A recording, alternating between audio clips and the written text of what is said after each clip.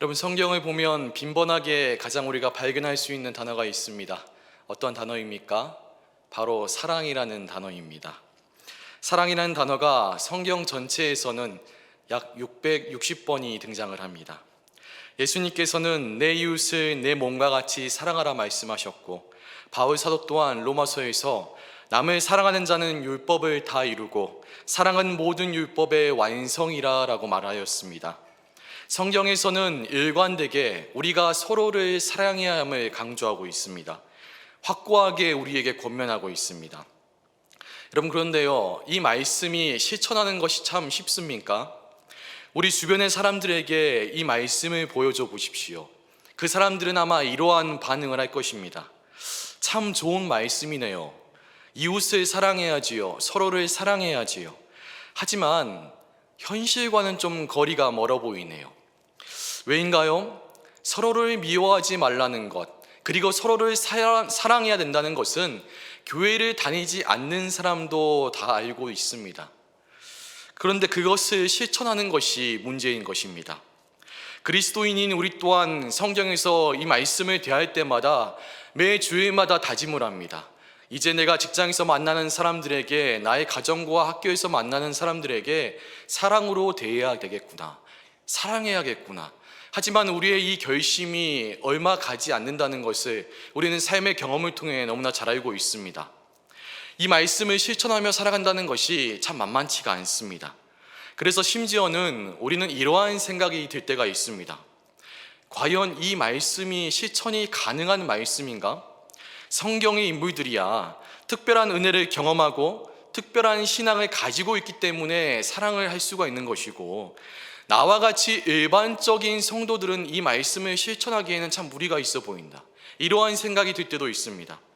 그리고는 이 해결되지 않은 고민 속에서 결국 머리로는 알겠지만 삶에서는, 이 현실적으로는 이 말씀을 실천하는 것은 무리야 라고 하면서 쓱 제껴버릴 때가 있습니다.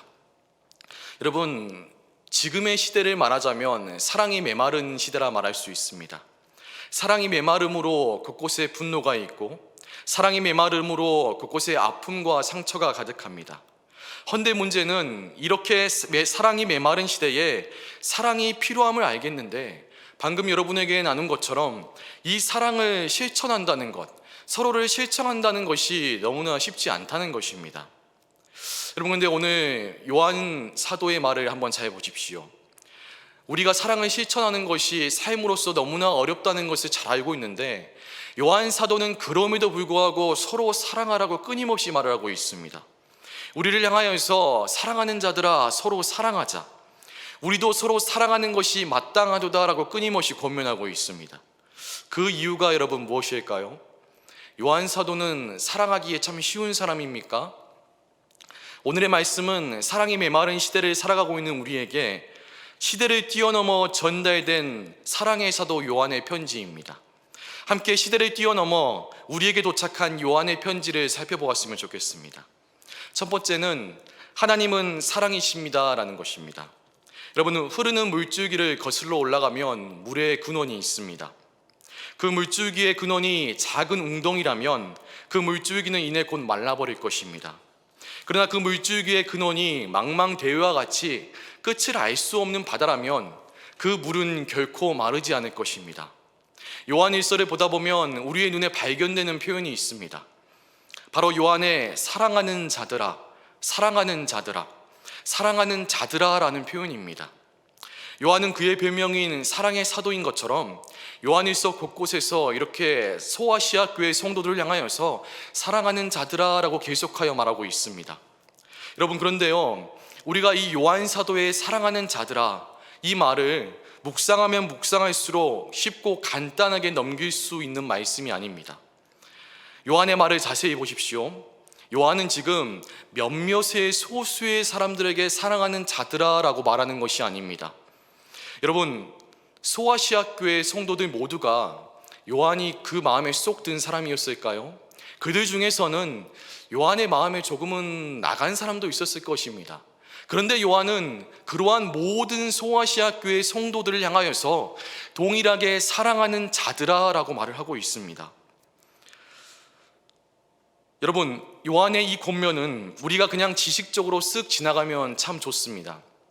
참 좋은 말씀이구나, 참 아름다운 말씀이구나, 우리가 지식적으로 이것을 받아들일 때에는 참 쉽습니다. 그런데 문제는 이 말씀을 우리가 삶으로 실천하려 할 때에는 이 말씀이 참 쉽지 않습니다. 우리는 매일의 삶에서 부딪히면서 이것을 깨달아가고 있습니다. 말씀을 듣고 서로를 번번이 사랑해 보려고 합니다. 그러나 그것도 며칠 가지 못합니다. 내가 품을 수 없는 상대방의 반응들에 서로를 사랑해 보려는 우리의 마음은 금세 분노와 포기로 변하게 됩니다. 여러분, 요한은 태생적으로 사랑이 넘치는 사람입니까? 요한은 그는 태어날 때부터 막 그의 마음 가운데 사랑이 샘솟는 사람이었습니까? 아닙니다. 결코 아닙니다. 성경에 보다 보면 요한도 우리와 똑같은 연약한 사람이라는 것을 우리가 볼 수 있습니다. 즉, 요한도 똑같이 다른 사람을 사랑하기가 참 쉽지 않은 사람이었다는 것입니다. 그렇다면 오늘 본문에서 이렇게 사랑이 충만한 요한의 비밀은 무엇일까요? 요한의 마음 가운데 충만한 이 사랑의 근원은 도대체 어디서부터 비롯된 것입니까? 여러분, 창세기의 말씀을 보십시오. 하나님께서 세상을 처음 창조하실 때에 이 땅에는 아무것도 없었습니다. 무의 상태였습니다. 이 말은 무엇입니까? 사랑조차 원래는 존재하지 않았다는 것입니다. 그렇다면 사랑은 언제부터 시작된 것입니까? 여러분, 사랑의 기원에 대해서 생각해 보셨습니까? 사랑의 기원은 어디서부터입니까? 인간이 서로 교제하고부터 사랑이 시작된 것입니까? 아니면 우리 안에 원래 내재되어 있는 것인데 어느 날 인간이 그것을 발견하고 이것을 사랑이라 규정하는 것입니까? 사랑의 기원은 어디서부터입니까? 사랑의 근원은 어디서부터입니까? 오늘 우리 7절과 8절의 말씀을 보십시오. 요한은 7절과 8절의 말씀을 통해서 자신 가운데 충만한 이 사랑의 근원이 어디서부터 비롯된 것인지, 사랑의 기원이 어디서부터 비롯된 것인지를 말해주고 있습니다. 7절입니다. 사랑하는 자들아, 우리가 서로 사랑하자. 사랑은 하나님께 속한 것이니 사랑하는 자마다 하나님으로부터 나서 하나님을 알고. 사랑은 하나님께 속한 것이니, 이 말씀을 직역하면 사랑은 하나님께로부터 나온 것이니 라는 것입니다.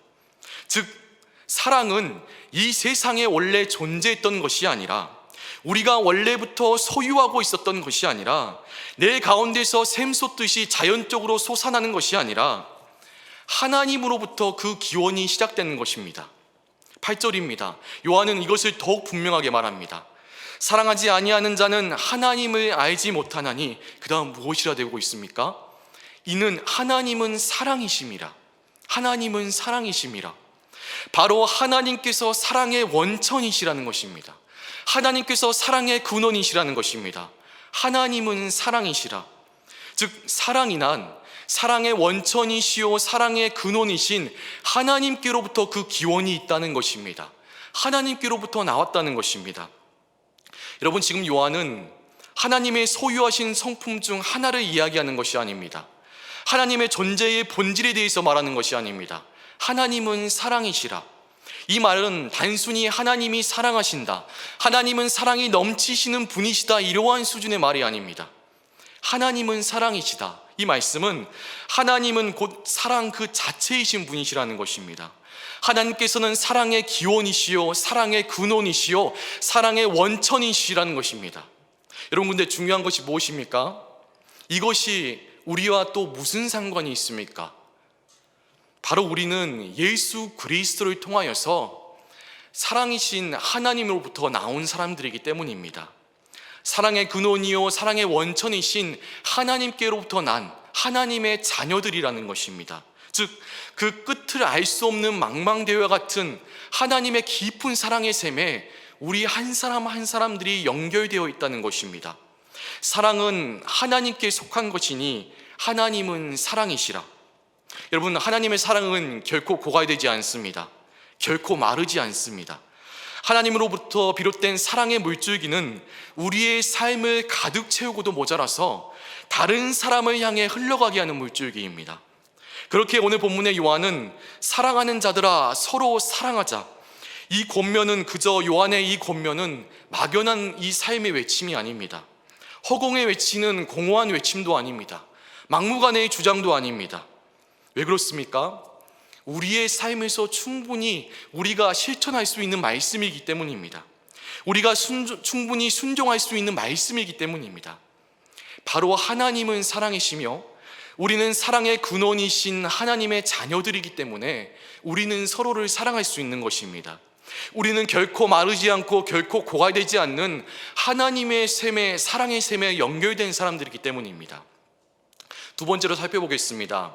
이 말씀은 이제 요한은 이 말씀에 연결하여서 9절과 10절의 말씀을 합니다. 즉 두 번째는 하나님께서는 자신의 사랑을 우리에게 나타내셨다는 것입니다.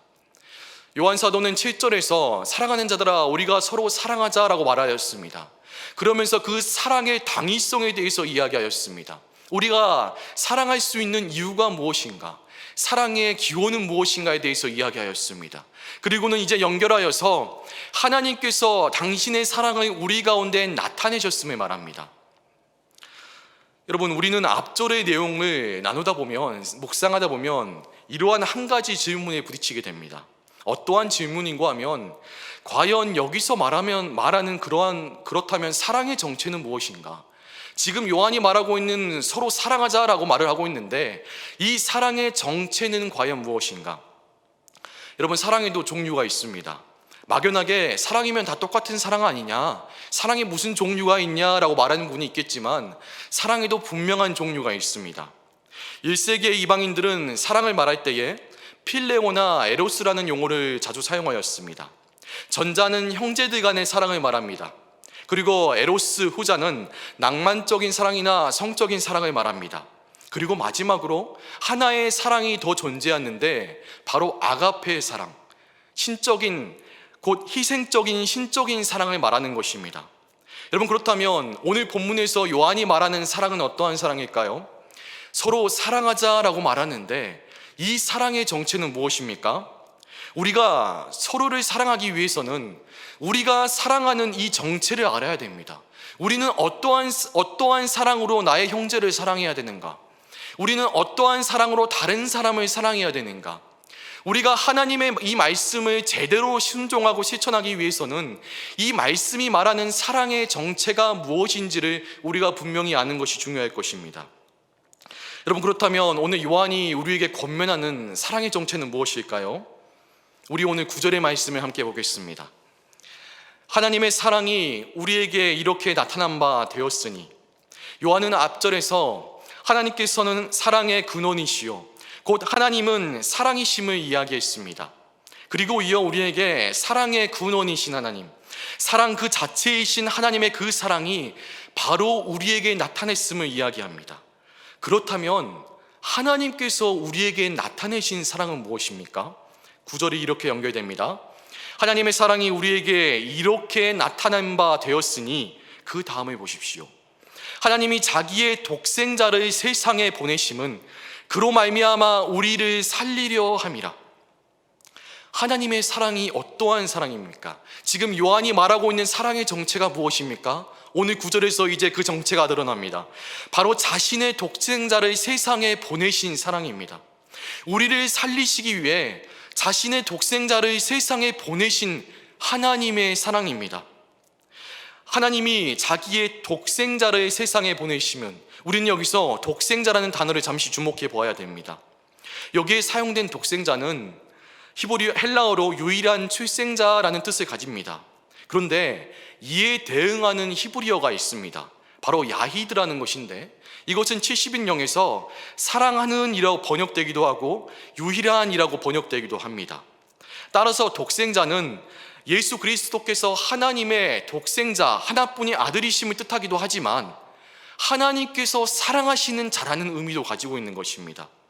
하나님께서 가장 사랑하시는 존재, 예수 그리스도를 우리를 살리시기 위해서 하나님께서 보내셨다는 것입니다. 이것이 하나님의 사랑의 정체라는 것입니다. 여러분, 그런데요, 10절의 말씀을 보십시오. 요한은 우리에게 하나님의 사랑이 나타났다고 말했습니다. 그런데 그 사랑이 우리에게 어떻게 나타났다고 말하고 있습니까? 우리가 하나님을 사랑하는 것이 아니요, 하나님이 우리를 사랑하사, 하나님의 이 놀라운 사랑이 지금 요한은 어떻게 나타났다고 합니까? 하나님께서 먼저 우리를 일방적으로 사랑하셨다는 것입니다. 여러분, 하나님이 어떠한 분이십니까? 하나님은 창조주이십니다. 이 세상을 만드신 분이십니다. 우리의 인식으로는 도무지 가늠할 수 없는 크신 분이십니다. 놀라우신 분이시고 전능하신 분이십니다. 그런데 여러분, 우리는 어떠한 존재입니까? 이 우주 가운데서 때로는 우리는 지구에서 살다 보니까 우리의 존재가 중심이라고 여길 때가 있습니다. 인간이 참 크다고 여겨질 때가 있습니다. 하지만 우주적인 관점에서 우리 인간의 존재를 보십시오. 하나님의 관점에서 우리 인간의 존재를 보십시오. 우리는 너무나도 작고 작은 존재입니다. 이렇게 작은 존재인데 오늘 말씀에 뭐라 하고 있습니까? 하나님께서 이렇게 작은 우리를 먼저 일방적으로 사랑하셨다는 것입니다. 그런데 여러분, 하나님의 놀라운 사랑은 여기서 끝나는 것이 아닙니다. 9절과 10절을 다시 한번 보십시오. 하나님의 사랑이 우리에게 이렇게 나타난 바 되었으니 하나님이 자기의 독생자를 세상에 보내심은 그로 말미암아 우리를 살리려 하심이라. 사랑은 여기 있으니 우리가 하나님을 사랑하는 것이 아니요 하나님이 우리를 사랑하사 우리 죄를 속하기 위하여 화목제물로 그 아들을 보내셨습니다. 9절과 10절에 눈에 띄는 우리의 단어가 있습니다. 바로 우리를 살리려 함이라. 10절에 우리 죄를 위하여라는 단어입니다. 여러분, 이것이 의미하는 바가 무엇입니까? 로마서 5장의 말씀처럼 우리는 원래 불의한 자들이었다는 것입니다. 경건치 못한 자들이었다는 것입니다. 하나님과 원수된 자들이었다는 것입니다. 그런데 하나님께서는 이렇게 불의한 자들이요 경건치 못한 자들이요 하나님과 원수된 우리였는데, 로마서에서는 모든 사람이 죄를 범하였다고 했는데, 이러한 우리를 하나님께서는 일방적으로 먼저 사랑하셨다는 것입니다. 우리를 먼저 일방적으로 사랑하심으로 자신의 독생자를 화목제물로 세상에 보내셨다는 것입니다. 여러분, 세상에는 여러 종류의 사랑이 있습니다. 가족 간의 사랑, 연인 간의 사랑, 친구들끼리의 사랑. 이러한 사랑은 인간의 본성에서 비롯됩니다. 여러분, 이러한 사랑도 나름대로 인간을 행복하게 합니다. 하지만 하나님의 사랑은 인간의 이러한 사랑과 비교할 수 없습니다. 하나님의 사랑은 인간의 사랑과 비교될 수 없는 위대한 사랑입니다. 왜냐하면 하나님의 사랑은 자신의 독생자를 우리를 위하여서 세상에 보내신 사랑이기 때문입니다. 희생적인 사랑이며 순결한 사랑이며 거룩하고 완전한 사랑이기 때문입니다. 여러분, 인간의 인식의 범위에 있는 한계가 있습니다. 너무나 커다란 것들을 우리 인식이 넘어가게 되면 오히려 그것을 우리는 짐작하지 못합니다. 그 존재를 가늠할 수 없습니다.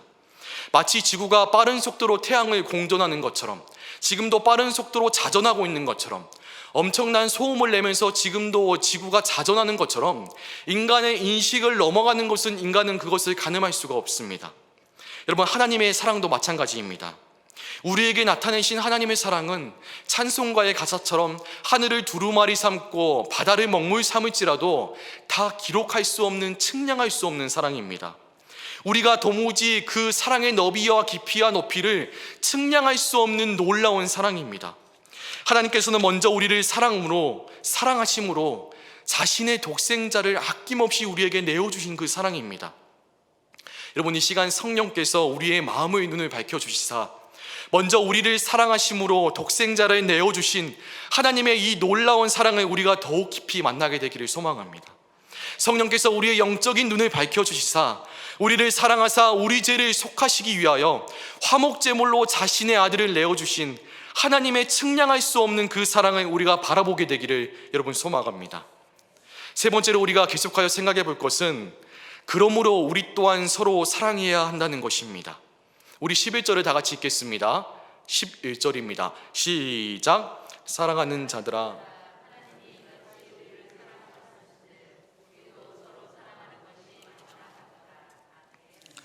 요한은 사랑하는 자들아 서로 사랑하자라며 우리가 서로 사랑해야 함을 권면했습니다. 그리고는 우리가 서로 사랑해야 하는 당위성이 무엇인지를 이야기했습니다. 하나님은 사랑이시며 우리에게 먼저 자신의 사랑을 나타내셨다는 것입니다. 그 하나님의 사랑은 자신의 독생자를 내어주신 사랑이었다는 것입니다. 이제 요한은 11절에서 그렇기에 사랑하는 자들아, 하나님이 이같이 우리를 사랑하셨은즉 우리도 서로 사랑하는 것이 마땅하도다라고 권면하고 있습니다. 즉 11절의 말씀은 9절과 10절을 통해서 요한이 먼저 이야기한 하나님께서 우리를 사랑하신 것이 원인이 되며 그러므로 우리도 서로 사랑하는 것이 그에 따른 결과가 되는 것입니다. 이 말씀을 좀 더 명확하게 정리하면 이렇게 됩니다. 하나님께서 우리를 사랑하셨은즉 이제 우리도 그 하나님의 사랑으로 서로 사랑하는 것이 마땅하도다. 다시 한번 말씀드리면 하나님께서 우리를 사랑하셨은즉 우리가 그 하나님의 사랑을 먼저 입었기 때문에 나의 사랑이 아니라 우리의 인간적인 그러한 사랑이 아니라 하나님의 그 사랑으로 우리가 서로를 사랑해야 하는 것이 마땅하다는 것입니다. 여러분, 사랑의 사도로 불리는 요한, 오늘 요한일서의 저자 요한은 소년 시절 예수님을 그저 사촌으로 여겼습니다. 자신의 어머니인 살로메의 자매인 마리아 이모의 아들 중 하나로 생각했습니다. 설마 자신이 장차 하나님의 선택으로 예수님의 12제자 중 한 사람이 될 것이라고는 생각하지 못하였을 것입니다. 여러분, 요한에게는 한 가지 별명이 있었습니다. 무엇입니까? 바로 보아노게라는 별명입니다. 보아노게는 우레의 아들이라는 뜻입니다. 누가복음 9장을 보면 참 재미있는 장면이 등장합니다. 예수님께서 이제 승천하실 때가 가까웠습니다. 예루살렘으로 가기로 마음을 이제 정하셨습니다. 그래서 예수님께서는 사마리아 동네에 방을 구하기 위해서 먼저 사람을 보냈습니다. 그런데 얼마 후 그 사람이 그냥 돌아오는 것이었습니다. 그 이유는 예수님께서 예루살렘으로 간다는 이 말을 듣고 사마리아 사람들이 예수님과 일행들을 우리는 맞지 않겠습니다 라고 거부한 것입니다. 이때 사마리아 사람들의 말을 들은 오늘 요한일서의 저자 요한이 어떻게 반응한지 아십니까? 이렇게 말하였습니다. 주여, 우리가 불을 명하여 하늘로부터 내려 저들을 멸하라 하기를 원하십니까? 얼마나 성질이 다혈질입니까? 얼마나 성질이 급합니까? 말 그대로 요한은 보아노게, 곧 우레의 아들이라는 별명이 참 잘 어울리는 사람이었습니다. 사랑이라는 말과는 거리가 먼 사람입니다. 그런데 이러한 우레의 아들이요 보아노게라는 별명을 가진 요한이 예수님과 함께 다니면서 무엇을 경험한지 아십니까? 예수님의 사랑을 경험하기 시작하였습니다. 예수님의 사랑을 그가 직접 보았습니다. 예수님의 사랑을 그가 직접 들었습니다. 예수님의 사랑을 그가 직접 만나게 되었습니다. 요한복음 13장 1절은 그것을 잘 말해줍니다. 6월절에 예수께서 자기가 세상을 떠나 아버지께로 돌아가실 때가 이른 줄 아시고 세상에 있는 자기 사람들을 사랑하시되 끝까지 사랑하시니라. 요한복음 13장 23절은 또한 요한이 자기의 입으로 또한 이렇게 재밌게 말합니다. 예수의 제자 중 하나가 곧 그가 사랑하시는 자가 예수의 품에 의지하여 누웠는지라. 여러분, 우레의 아들이란 별명을 가진 요한이 예수님의 사랑을 깊이 만나니까 그에게 어떠한 변화가 일어났습니까? 우레의 아들에서 그가 사랑의 사도가 되었습니다. 우레의 아들에서 그가 사랑이 넘치는, 다른 사람이 보기에도 야, 저 사람은 참 사랑이 넘친다, 사랑의 사도로 불릴 만큼 사랑이 넘치는 사랑으로 변화되었습니다. 요한일서를 보십시오. 오늘 본문을 보십시오. 예수님의 사랑을 깊이 만남으로 사랑의 사도로 변화된 요한, 그가 아시아 교회 성도들에게 무엇라고 계속하여 말하고 있습니까? 사랑하는 자들아, 사랑하는 자들아, 사랑하는 자들아, 우리가 서로 사랑하자. 요한이 주님의 깊은 사랑을 만나자 주님의 그 놀라운 사랑으로 그가 먼저 충만하게 되고, 이제는 나아가 주님의 그 사랑으로 소아시아 교회 성도들을 사랑하게 되는 것입니다. 사랑으로 품게 된 것입니다. 여러분, 또 한 사람의 예가 있습니다. 우리 고린도전서 13장 하면 어떤 것이 떠오릅니까? 바로 사랑장이라는 것이 떠오릅니다. 사랑장의 말씀을 보십시오. 내가 사람의 방언과 천사의 말을 할지라도 사랑이 없으면 아무것도 아니라고 말합니다. 내가 애원하는 능력이 있어 모든 비밀과 모든 지식을 알고 또 산을 옮길 만한 모든 믿음이 있을지라도 사랑이 없으면 내가 아무 것이 아니라고 말합니다. 내가 내게 있는 모든 것으로 구제하고 또 내 몸을 불사르게 내어줄지라도 내게 사랑이 없으면 아무 유익이 없다고 말합니다. 고린도전서 13장을 기록한 사람이 누구일까요? 도대체 얼마나 사랑이 넘치는 사람이길래 이렇게 아름다운 말씀을 기록할 수 있습니까? 이렇게 아름다운 말을 할 수가 있습니까? 여러분, 고린도전서 13장, 이것은 여러분께서도 매우 잘 아시는 것처럼 바울 사도가 기록했습니다. 여러분, 그런데 바울 사도가 원래는 너무도 냉혈한 이였던 사람이라는 것을 여러분 아십니까? 그는 원래 예수님을 만나기 전에 살기가 등등하여서 성도들을 붙잡으러 가장 앞장서서 나갔던 사람입니다. 스데반이 순교를 할 때에 증인들의 옷을 그가 담당하면서 스데반의 죽음을 마땅히 여겼던 사람입니다. 냉혈날도 이러한 냉혈한이 없습니다. 그런데 그가 주님의 깊은 사랑을 만나니까 그의 고백을 한번 보십시오. 말씀이 준비되었습니까? 에베소서 3장 17절입니다. 18절에서 19절입니다. 다 같이 읽겠습니다. 시작. 능히 모든 성도와 함께 지식에 넘치는 그리스도의 사랑을 알고 그 너비와 길이와 높이와 깊이가 어떠함을 깨달아 하나님의 모든 충만하신 것으로 너희에게 충만하게 하시기를 구하노라. 여러분, 바울 사도가 주님의 사랑을 만나고 보니 주님의 그 사랑이 얼마나 위대한지요, 주님의 그 사랑이 얼마나 놀라운지요. 오늘 19절의 고백을 보십시오. 주님의 사랑의 그 너비와 길이와 높이가 깊이가 어떠함을 깨달아 하나님의 모든 충만하신 것으로 너희에게도 충만하시기 원하노라, 구하노라. 바울 사도가 주님의 사랑을 만나고 보니까 너무나 놀라운 것입니다. 너무나 위대하신 것입니다. 우리가 감히 측량할 수 없는 놀라운 사랑인 것입니다. 그래서 바울 사도는 이제 가는 곳곳마다 자신이 만나는 사람들 또한 주님의 이 사랑을 만나기를 간절히 구하고 권면하고 다녔습니다. 빌립보서 1장 8절에서는 바울 사도는 또한 이렇게 말합니다. 내가 예수 그리스도의 심장으로 너희 무리를 얼마나 사모하는지 하나님이 내 증인이라. 여러분, 그렇습니다. 우리는 서로를 나의 사랑으로 사랑하는 것이 아닙니다. 형제의 사랑도 아닙니다. 낭만적인 사랑도 아닙니다. 우리가 서로를 사랑하는 사랑은 어떠한 사랑입니까? 바로 하나님의 사랑으로 우리가 서로를 사랑하는 것입니다. 나를 위하여서, 우리를 위하여서 자신의 독생자 예수 그리스도를 아낌없이 내어주신 하나님, 우리를 살리시기 위하여서 예수 그리스도를 화목제물로 내어주신 그 하나님의 사랑, 우리가 그 하나님의 사랑을 먼저 깊이 만남으로 그 사랑으로 다른 사람을 사랑하는 것입니다. 주님의 사랑으로 다른 사람을 품는 것입니다. 여러분, 앞에서 이야기했듯이 작은 웅덩이에 물 가지고 어떤 사람에게 물을 나누어 줄 수 있겠습니까? 작은 우연히 고여있는 이 웅덩이에 물을 가지고 누구에게 물을 나누어 줄 수 있겠습니까? 하지만 망망대해의 끝을 알 수 없는 바다와 같은 물이라면 우리는 그 물이 고갈될 걱정이 없습니다. 하나님의 사랑이 이렇게 동일합니다. 11절입니다. 사랑하는 자들아, 하나님이 이같이 우리를 사랑하셨은즉 우리도 서로 사랑하는 것이 마땅하도다. 여러분, 말씀을 마무리하겠습니다. 여러분, 계곡에서나 아니면 시골에서 물이 흘러가는 것을 본 적이 있으십니까? 위에서부터 물이 계속 흘러나와서 그 물을 시원하게 지나가고, 그 물줄기를 시원하게 지나가고, 그 물줄기가 닿는 곳곳마다 생명이 솟아납니다. 그곳에서는 아름다운 꽃과 식물이 솟아나고 그 아름다운 꽃과 식물과 함께하는 곤충과 동물이 모여듭니다. 즉, 물이 닿는 곳곳마다 생기 넘치는 땅이 되는 것입니다. 그런데 가끔씩은 비가 오지 않아 물줄기가 말라버릴 때가 있습니다. 물줄기가 말라버리면 어떻게 됩니까? 생명의 물을 공급받아야 될 땅이 메말라서 그곳에 식물들이 죽고 결국 식물들과 함께 살아가는 곤충과 동물들이 사라집니다. 황폐한 땅이 되어버리는 것입니다. 여러분, 그런데요, 이렇게 황폐해진 땅, 이렇게 척박해진 땅, 이 땅을 다시 살릴 수 있는 방법이 무엇인지 아십니까? 바로 계속하여 황폐해진 이 땅 가운데 물을 흘려보내는 것입니다.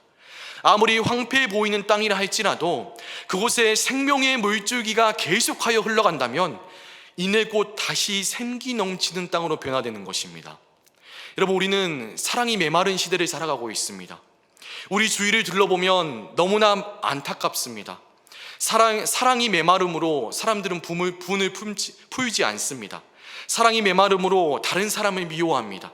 사랑이 메마름으로 이웃의 것을 탐내고 있습니다. 사랑이 메마름으로 서로에게 상처를 주고 있습니다.